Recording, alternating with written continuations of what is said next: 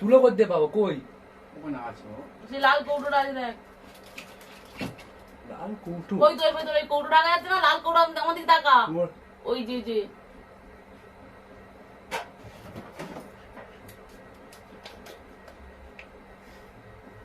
কতটা? সামান্য একটু। এই ঠিক আছে।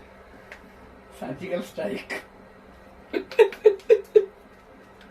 আমি আজ কিচ্ছু খাবো না, তুমি যাও তো জোর করে ইঞ্জেকশন দিচ্ছ, আমি কিচ্ছু খাবো না। কি কিচ্ছু খাবে না?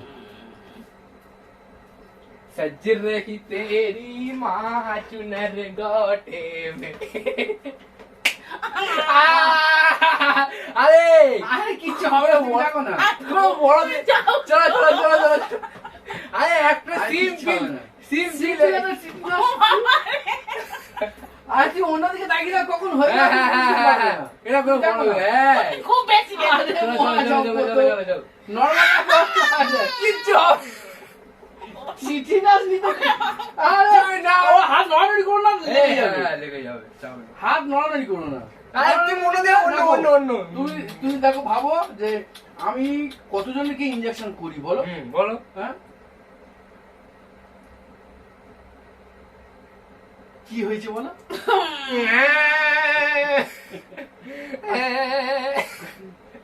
আমি আজ কিছু খাবো না, তুমি বেশি বেশি সব বিষয়ে। ও বোঝো বোঝো। তোমার কানে ডুলি করে দেবো একদম, জানো দাঁড়াতে এসেছো তুমি, খাচ্ছ যাচ্ছ, তোমার মশিয়ানি কত।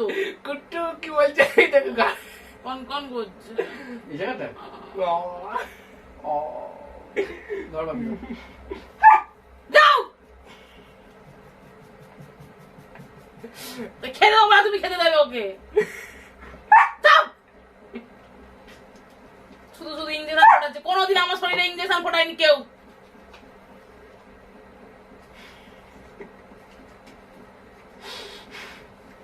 বাইরে যাও।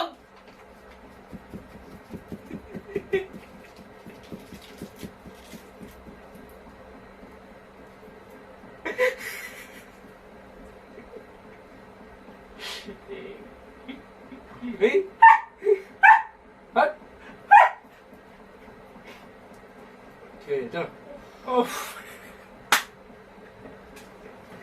এসেই মাত্র ইঞ্জেকশন বার করছি, কেন যে বললাম কিনা।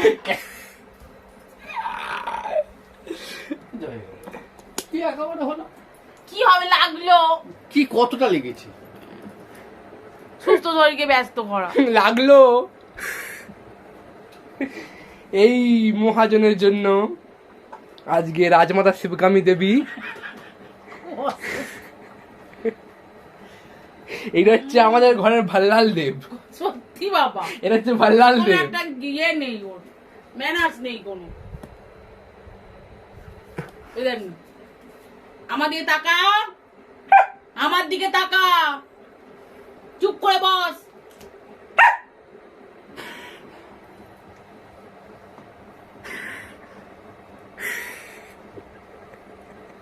ढोंग सज रही तेरी माँ चुनर गोटे में। কি আছে? ও কি পুরো সুস্থ তা হয়ে গেছে।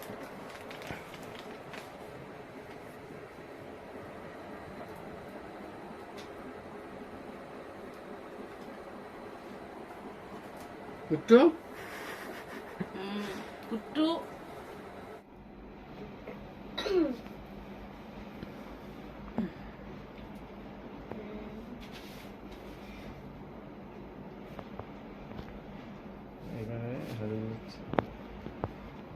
কালকে দুপুরবেলা তোমাকে পাঠিয়েছিলাম, দেখেছো কেমন শুয়েছিল, বুকের ওপরে পা দিয়ে চোখে ঘুম আছে। দেখছো, চুপ করে ঘুমিয়ে পড়ছে।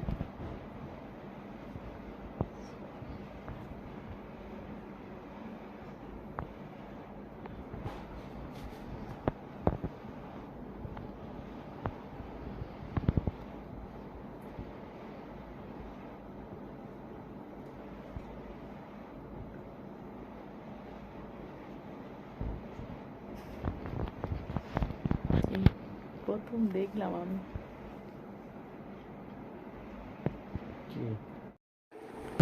হঠাৎ করে সকালে শুনলাম যে আমার বড় মেসো মারা গেছে। তাই ওর বাবার আজকে ওর বাবাকে রেডি করে রান্না করে বাবাকে নিয়ে যেতে তারপরে আমি বেরোলাম, একসাথে বেরোলাম। যাবো এখন আমতলায় মেসোকে দেখতে, মানে মারা গেছে যাবে, তো আমি যাচ্ছি দেখা তোমরা দেখতেই পাচ্ছ।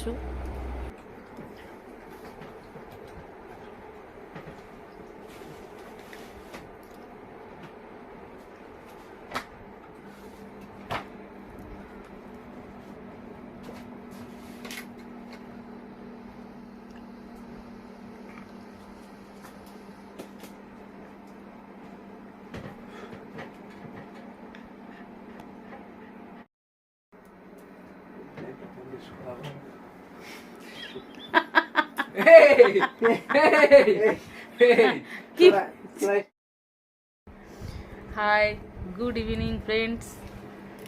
সন্ধ্যেবেলা চলে এলাম তোমাদের সাথে কথা বলতে। প্রচণ্ড গরম, প্রচণ্ড গরমের মধ্যে দিয়েও সব কিছু কাজ করতে হচ্ছে। কোনো কাজই তো থেমে থাকবে না। সংসারের সমস্ত কাজ করতে হবে, বাইরে দেখতে হবে, ভেতরে দেখতে হবে, সব রকম কিছু দেখতে হবে। হাজব্যান্ড দেখতে হবে, ছেলে দেখতে হবে, আবার কুট্টু এসেছে তাকে দেখতে হবে, নিজেকেও দেখতে হবে। এই করে করে সন্ধ্যা হয়ে গেল। তো চা নিয়ে বসেছি। এই যে আমার চা খাওয়া হয়ে গেছে, আমার ছেলে খাচ্ছে।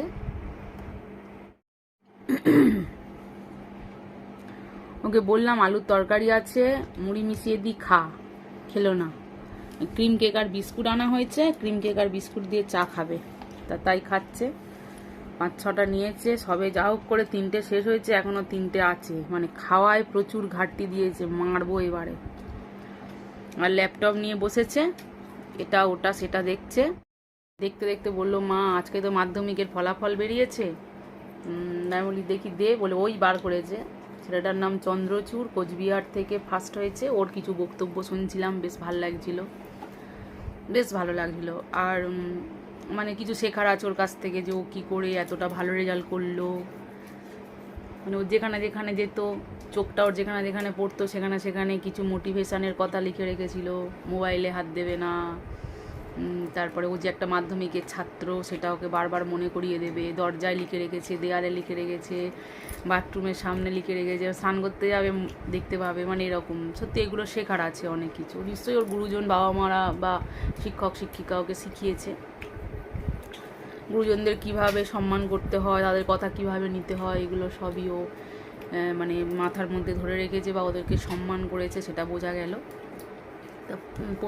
একটা রাজ্যের মধ্যে ফার্স্ট হয়েছে মানে বাবা মার কত গর্ব, বা ওর নিজের কত একটা অভিজ্ঞতা থেকে ও ফার্স্ট হতে পেরেছে, তাই না? তো এইসব আলোচনা আমার ছেলের সঙ্গে করছিলাম, যেহেতু ও মাধ্যমিক দেবে এই বছর। খুব টেনশানের মধ্যে আছি।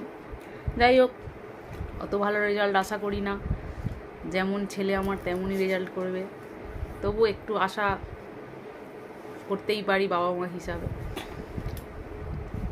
পেছনে লেগে আছি, বলছি, এগোচ্ছি, তাই কথা হচ্ছে বসে বসে বাবা মা আর ছেলের মধ্যে। এই তবলা স্যার এসেছিল, গান শিখিয়ে, তবলা শিখিয়ে, মানে গানই শিখলো আর কি, তালিম দিয়ে গেল উনি। কালকে আবার গানের ক্লাস আছে, যাবে। আর এই সব করে সময় কাটছে।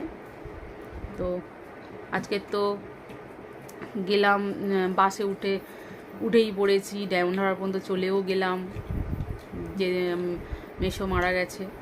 তো অনেক বেলাতেই বেরিয়েছি, প্রায় 11টা নাগাদ বেরিয়েছি। আর মেসো মারা গেছে 7টার দিকে।